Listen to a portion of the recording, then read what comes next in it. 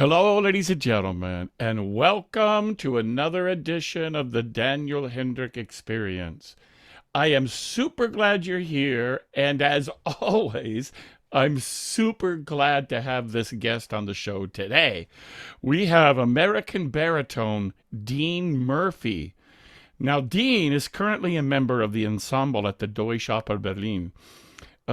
This season at the Deutsche Opera, Dean debuts leading roles in Pagliacci, Lohengrin, and Picadam, as well as returning to Chenard in La Boheme. He will also debut in Ireland at the Blackwater Valley Opera Festival as Achille in Julius Caesar. Next season, Dean will debut at the Royal Danish Opera as the title role in Barbara of Seville. So, this young baritone, while he is currently in the ensemble at the Deutsche Oper Berlin, he is singing really all over the place now in Europe. And I'm super excited to talk to him about what that process is, what he's going through there in Germany, and how it is that he's breaking out into the upper ranks of leading roles around the world. So for those of you who are just tuning in for the first time, this is the Daniel Hendrick Experience. It's a podcast interviewing opera stars from around the world. Super glad you're here. And we have two platforms where you can find us. One is on YouTube, and it's called the Daniel Hendrick Experience. And the other is anywhere you have a podcast app or platform like Apple Podcast or whatever. You can find it. Just type in the Daniel Hendrick Experience. And if you wouldn't mind, become a member. It's only $3 a month, and you can help keep us going. And on YouTube, please like us. It really helps. And subscribe as well. That way, when any of the podcasts come out, you're able to see that. So without any further ado, ladies and gentlemen, let's bring in this young, fantastic baritone by the name of Dean Murphy. Hai già vinto la causa, cosa sento? In qual laccio io cadea? Elfini, io voglio di tal modo punirvi, a piacer mio la sentenza sarà.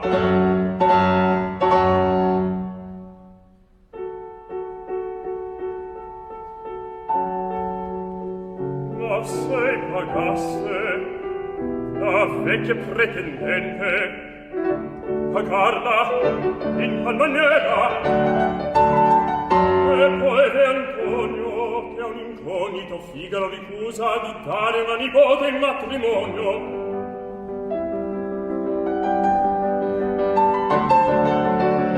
Coltivando l'orgoglio di questo mentecato,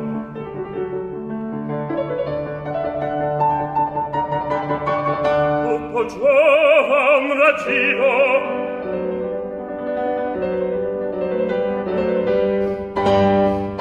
il colpo è fatto.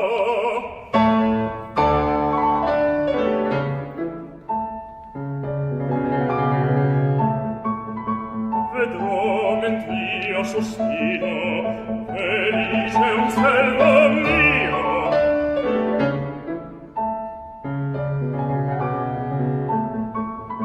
E un ben che invan desio, e posseder dovrà. Vedrò per quanto amore di tan vile oggetto, che me destò l'affetto, che per me poi non ha, che per me poi non ha. Vedrò mentr'io sospiro, felice un servo mio. Vedrò che un mentr'io desio, e posseder dovrà. Vedrò per quanto amore di con vile oggetto, chi me destò un affetto, che per me poi non ha.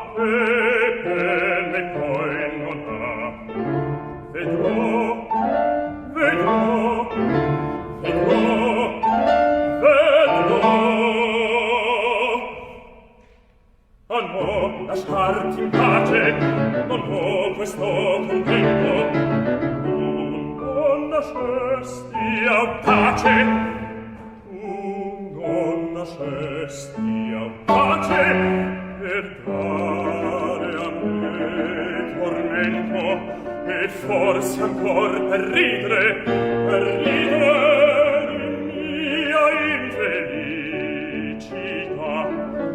Già la speranza sola delle vendette mie quest'anima consola, e giubilar mi fa, mi fa. Ah, che lasciarti in pace non vo questo contento, non nascesti a pace, per dare a me tormento, e forse ancor per ridere di mia infelicità. Già la speranza sola delle vendette mie quest'anima consola, e giubilar mi fa, mi fa,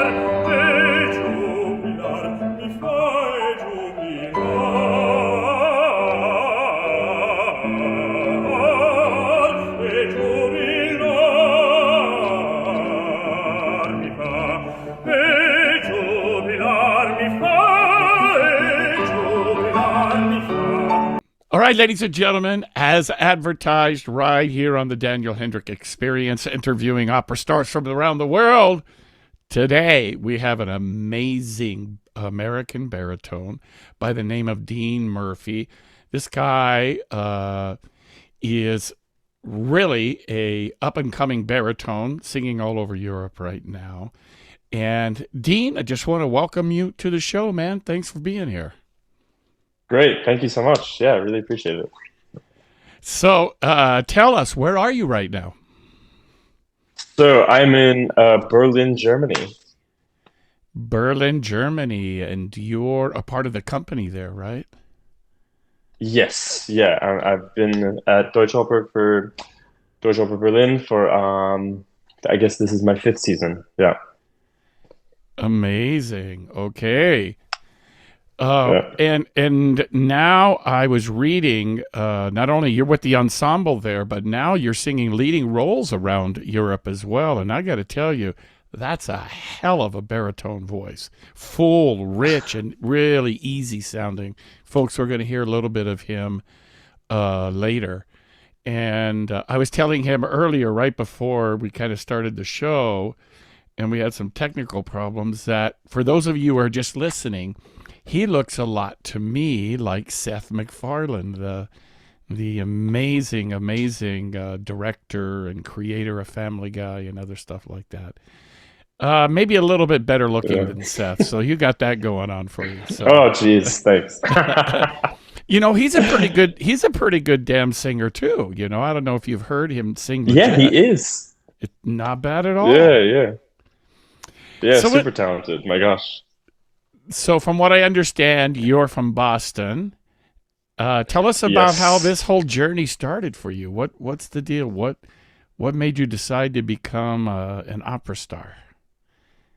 Well, I mean, yeah, I don't know if I kind of fell into it, to be honest with you. I mean, uh, I think it all happened when I was like 14 and I was kind of hanging out with the wrong crowd. And my sister told me I should join the chorus at school. So I did. I mean, my sister and I were pretty close. So I trusted her and joined the chorus. And yeah, the director there realized that I could, sing decently well. And yeah, did high school musicals and then voice lessons. And yeah, kind of just domino effect. I got it. And did you have a guy? I don't know if I was telling you this earlier or not, but when I was growing up, I was 15 or 16. I heard Mario Alonso. My listeners have heard this story a million times. Anyhow, that guy was so phenomenal to me. It inspired me almost immediately. And I had like this out of body experience thing. And And I went to my dad, Dad, what is that stuff? And he said, that's opera. And I'm like, I want to be an opera singer. Did you have anybody like that that inspired you?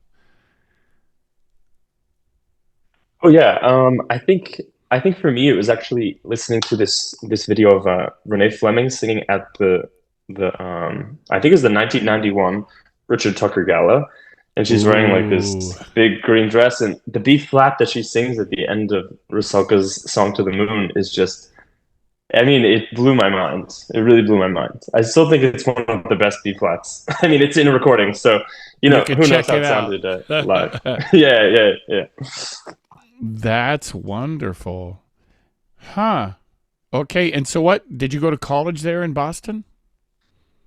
I went to the Hart School, and yeah, that was I went there for my bachelor's, and then I took a year off, and then I went to the Yale School of Music for my master's. Really? That's so Yeah. you're a Yale graduate. Yes. Yeah. School of Music. Wow.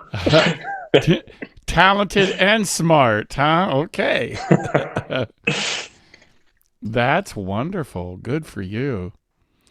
And so tell me, what kind of rep are you doing right now? What is kind of your fach, so to speak? Yeah, that's a good question. I mean, I'm kind of dabbling into some heavier roles next season, which is, I mean, yeah, we'll see what happens. I'll do Enrico and Lucia di Lammermoor, and Okay, um, and great. also Marcello and La Boheme. So I mean, these two are kind of a bit of a step up. And then right now I'm doing Jelecki and Peak Dam, and I think Figaro Barbiere is going to haunt me for a long time. So can't seem to get away Excellent. from that, which is yeah. So lyric baritone stuff. Yeah. Wonderful. And I saw, did I see right that you're doing a Lohengrin as well? Yes. Yeah. Yeah. Okay. Yeah, and we are having a little bit of a delay thing. Yeah. We are. Okay. Yeah. Are you in a good spot where you have a good internet connection there? Do you know? Yeah. Let me move and see if that helps. Okay. Just a sec.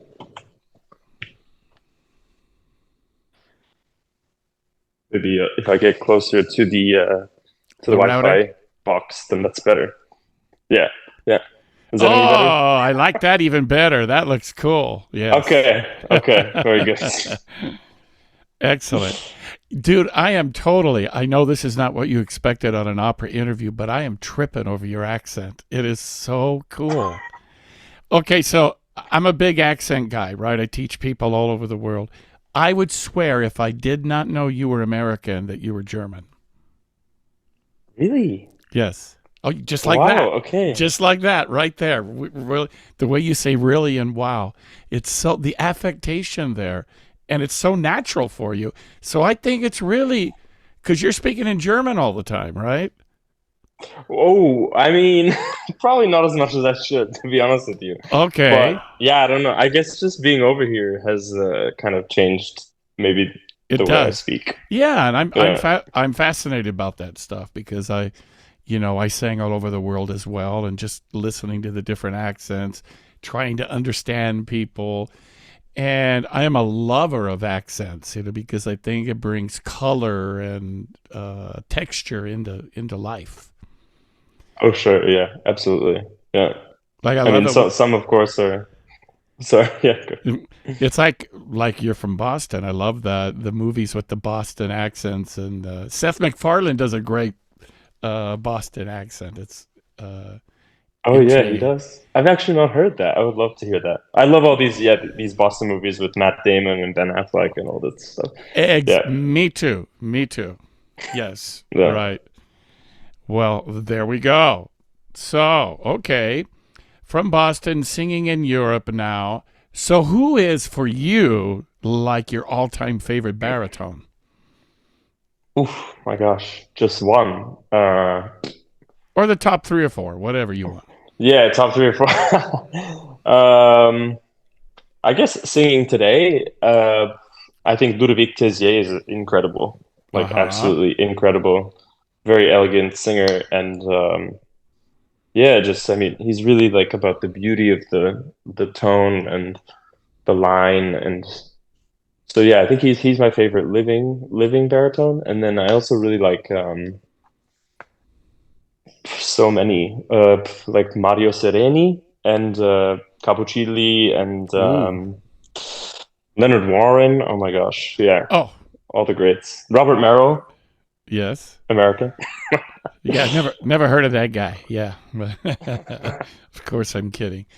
Marilyn Tucker, man, never forget them doing that big thing at the Met that they were both like either late 60s or 70s and they sang the Forza del Destino duet. It was incredible. Yeah, incredible. And of course, Leonard Warren used to get the rap from the critics that he was really a tenor because his top was so amazing. But obviously, he was a baritone, you know.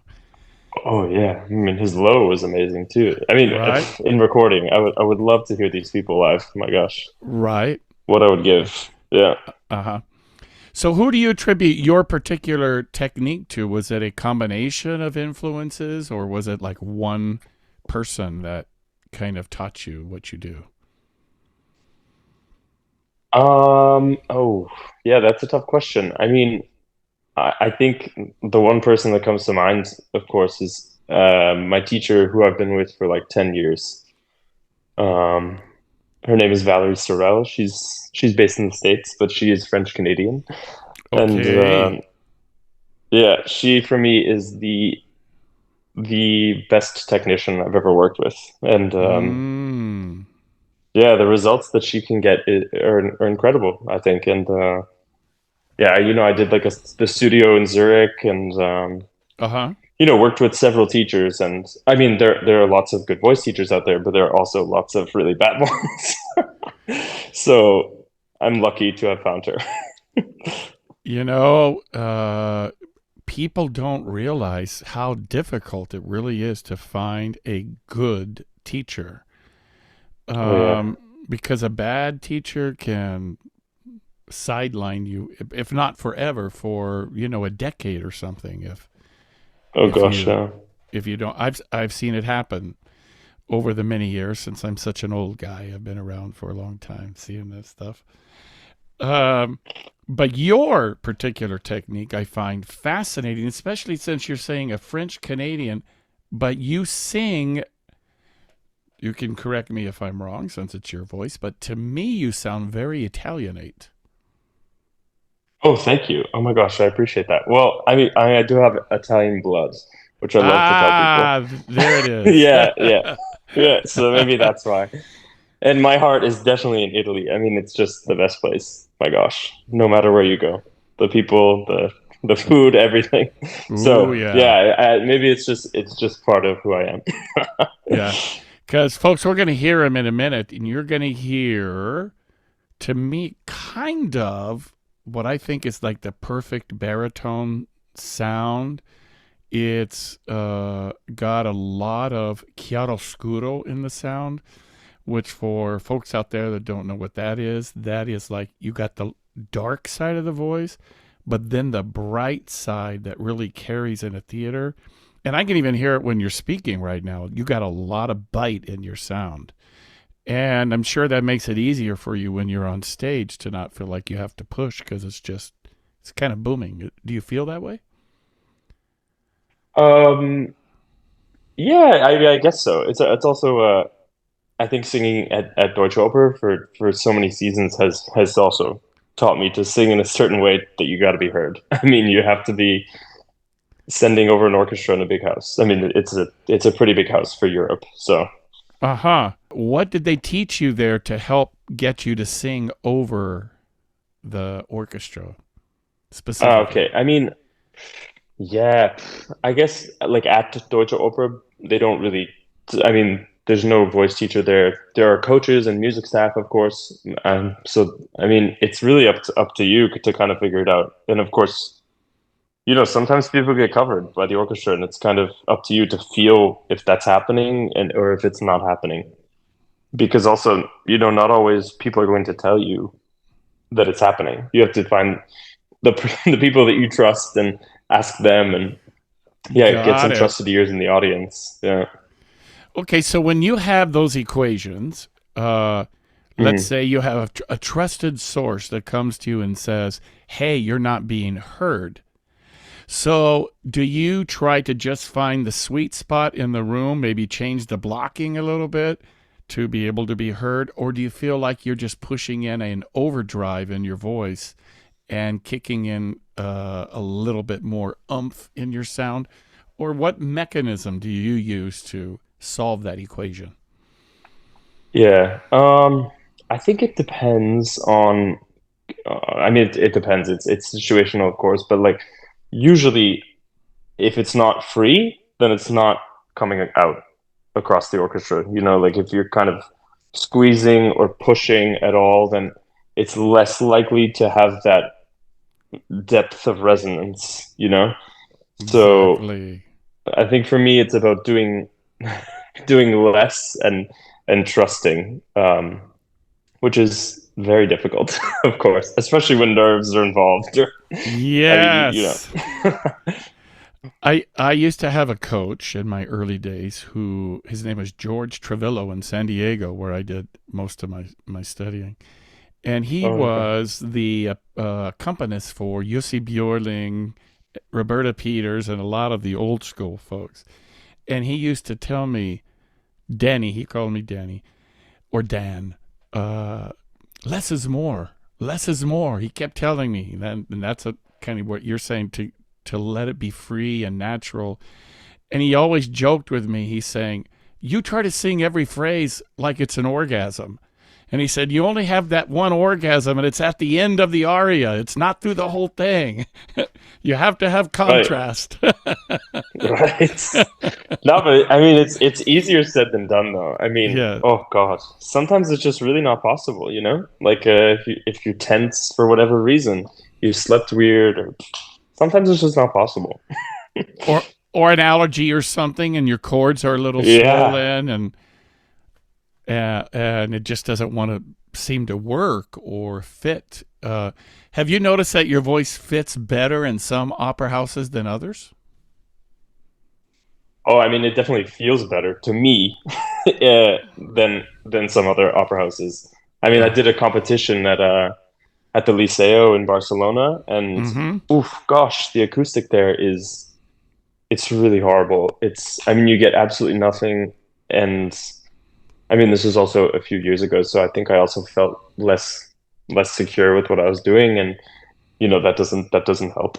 So it's nice to have a good acoustic, and thankfully here at Dojober we have a nice acoustic, so it's good to get to sing here a lot, which is nice. That is wonderful. And what about the top of your voice going through the passaggio? Did you always have that kind of alignment, or did you really have to learn how to do that? Um, Actually, it's something that I've recently had to kind of rework because well, I really don't know why. I think my voice is maybe making a bit of a shift and kind of growing a bit. So the passaggio kind of got a little bit tight. So I had to, you know, just work that through again. And yeah, I mean, couldn't tell you how I did it really, but had to Trial, rework it, you know? Yeah. experimentation, right? Just working it Yeah. to try to. I remember I did when I was like 20 or something. I did the Met auditions, maybe even younger. And one of the judges pulled me aside afterwards, and he said two things. One, don't cry through the whole aria. That's all you're doing is crying. You sound like Geely with all of your crying. And I'm like, well, that wasn't too bad. Geely was pretty cool. But anyhow, then second, he said, don't push on the high notes. And I was a bit of a smart ass back then. And I said, well, show me how not to push on the high notes. He said, well, just don't do it. And I'm like, but show me how. And he couldn't show me how. And Yeah. then, being the smart ass I was, I said, do you really think it's appropriate that you should be telling me something like that if you can't show me how to do it? Ooh. Bravo. I mean, absolutely. Yeah, totally agree with you. So, and I had already won, I don't know, first or second place at that time. Uh, but that frustrated me so much in my life studying when people would say, don't do something or do it like this without giving you the information on how to actually achieve your goal. And Absolutely. it sounds like you've gone through a lot of that on your own and you figured it out. Well, I mean, I do have to, like I mentioned, that this teacher of mine, the thing that I love about her is I bring her a problem and she can tell me how to fix it. This is like the gold. Wow. Yeah. You have the gold standard in her then. That's great. Yeah, I mean, she's the best kept secret. Well, tell us her name again for the folks out there. Yeah, it's Valerie Sorrell. I mean, she's starting to her studio is definitely growing. I mean, Okay. yeah, she's fantastic. I have only good things to say about her. I mean, I What came to her and I couldn't really sing, so she really taught me a lot. Yeah, amazing. Okay, well, if you don't mind, I'm going to play this recording of you. Can you tell us what it's about again? sure. Yeah, so this is Ja was lublю from Tchaikovsky's Peak Dame, and this is Prince Yeletsky, his plea to Lisa because he senses that she is distant from him, and he really wants her to confide in him and to realize how much he cares about her. Okay, ladies and gentlemen, check out this gorgeous baritone voice.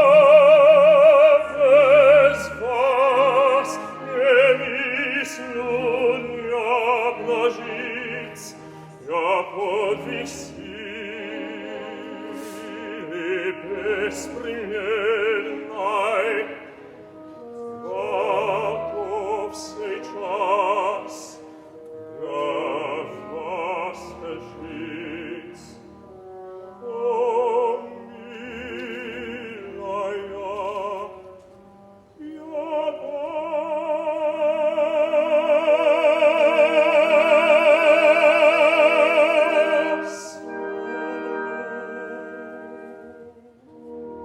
Damn, no, you didn't. That was marvelous, marvelous, marvelous. Thanks. Thank you. I have my first show on Saturday. So let's see. That is, you possess a uniquely beautiful baritone voice. Wow. Jeez, thank you so much. I really appreciate it.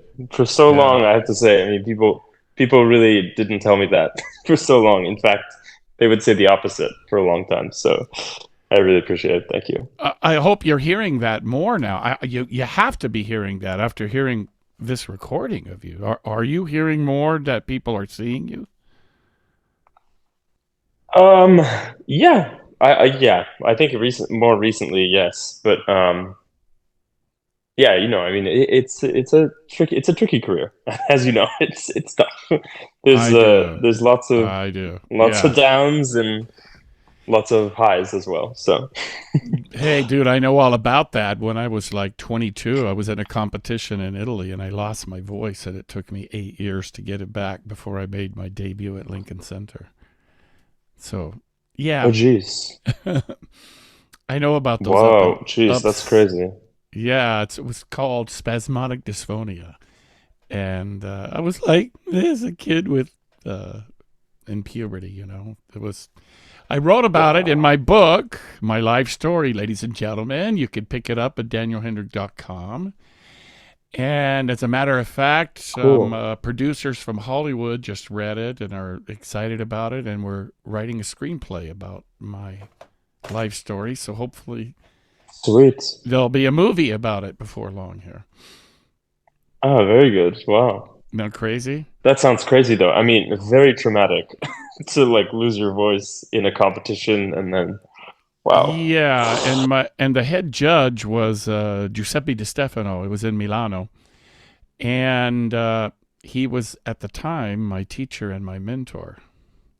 So it was Oh, really traumatic, physiologically for me, but then mentally as well, because that was my whole dream, to be an opera singer, and then to have my voice just go was terrible. Hmm. yeah, jeez. It's a strange thing because people don't realize just like even the smallest thing can turn things completely in a different direction, you know? So if Yes. something large like that happens, then Hmm. yeah, it's Yeah. oh, One of the very first guests on the show was a tenor by the name of John Keyes. He was a Helden tenor, was singing all over the world. And through one thing led to another, and he went through a breakup of he and his partner. And just the mental agony of all of that caused him to lose his voice. He couldn't sing. And so he oh sure. went to Dr. Seisel in New York, who's been on the show. He's the shrink for the Olympic ski team. So anyhow, he did therapy, what they call group, with John, and we talked about on the show about how he brought him back to be able to sing again. And so then the whole point of that was the psychology of singing and how you really do need to be centered psychologically and emotionally to have a career. Would you agree with that? Oh yeah. I mean, yeah, ideally, yes. But I mean, I think also like the nature of what we do is just so I mean, just like the adrenaline. If you're like constantly getting this adrenaline rush and then the next day you have like nothing to do for, you know. the show's over, and so it's crazy. It kind of makes you crazy sometimes. Because it is like you have a big, very, let's say, a big debut, and then like the next day you're like depressed and you don't know why you're depressed or whatever. It's like handling all of those emotions. And that's how we talk about the Oh yeah. psychology of that. It's a balancing act. Would you agree? Oh yeah, absolutely. I think I mean, it's sometimes it's just simply out of your hands, though. You have to like uh, tell yourself conceptually, like, okay, I understand that this is just a chemical reaction in my body. Like, I just had this big adrenaline rush, and now, of course, I'm gonna not have any more kind of, happiness inside me, serotonin, whatever it is. Right. You are damn right. So, can I ask you a couple of technical questions Sure. about what I heard in your singing? And I'm going to ask you as the voice teacher within me, because as I heard you, well, first of all, what was that top note, an A flat or a G that you sang? It's a G. It's a G. Okay, that was absolutely gorgeous. And I am going Jeez, to tell thanks. you with authority, which I don't usually do on this show, you have a gorgeous voice. And if you are getting any messages from anybody that tells you you don't, tell them just to off. Yeah, thanks. Because Thanks. I appreciate it. that's a beautiful instrument and it's an international leading kind of voice. So keep doing what you're doing. But I heard you go up through the passaggio and I didn't really hear you close or open. You were like in this middle ground that was just perfect alignment. Do you think about closing going up or covering, or what is your thought process? I think my thought process going up is to kind of keep that stretch. It's not about necessarily. Well, I think of okay, it's hard to explain. I think of keeping it open, but not like opening the chords. Ah, So kind of yes. stretching the chords to keep this like open movement going this way. And And ladies and yeah, gentlemen, he's so he's pulling back right now with his hands. So you're talking about stretching backwards. yes, yeah. Excellent. That's what years ago one of my teachers used to refer to as open closed position. Okay. Yeah, It doesn't. It's not like totally. that. Makes sense. It's not like that. Whoo covered sound. Uh, like Cheryl Milnes used to talk about, right? The hook and the covered. This has more of a linear, connective, straight up and down sound to it. So it doesn't really sound like you're closing, but it doesn't sound like it's wide open either. It's really beautifully done. It kind of reminds me of two people, and they're very different, but the technical thing. One was Leonard Warren as he would go up. Second is Oh wow, thanks. Tom Hampson, who I sang with a few performances at San Francisco Opera. And the way he went through that passaggio, it never really sounded like he was closing or opening. The facility was just Okay, there. yeah.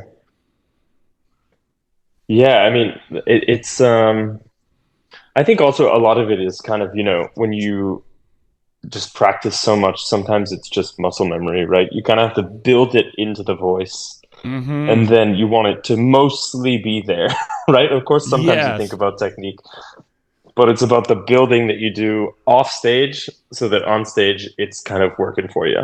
Great. Yes. Kudos to you. Can Yeah. you tell us how long each day do you practice if you're in your practice mode? Oh, I guess it depends on, sometimes if I have nothing going on for a month or so, sometimes I'll, get a little lazy, I have to admit. But if I'm really in my practice mode, I'll probably practice for like 2 to 3 hours at least. Yeah. Wow. Okay. Good for you. Yeah. Well, Dean, I'm excited for you, man. I think you have the world just waiting for you, and I think as you go forward, they're going to discover the uniqueness of your instrument. So I'm wishing you all the best. Thank you. I really appreciate that. Yeah, I hope so. And please stay in touch because I post what all of our guests are doing, and it helps expose to the world what you're doing, and maybe help get you a few more fans out there supporting you. Oh, cheers. I really appreciate that. Yeah, I absolutely will. Thanks. All right, ladies and gentlemen, that's it for today. I've got to run. Thank you again for being on the Daniel Hendrick Experience and listening to these great, great voices like Dean. Before we go, Dean, what's your website? It's deanmurphybaritone.com. Okay, that's easy. DeanMurphyBaritone.com. Check it out. Hear him sing. You'll be glad you did.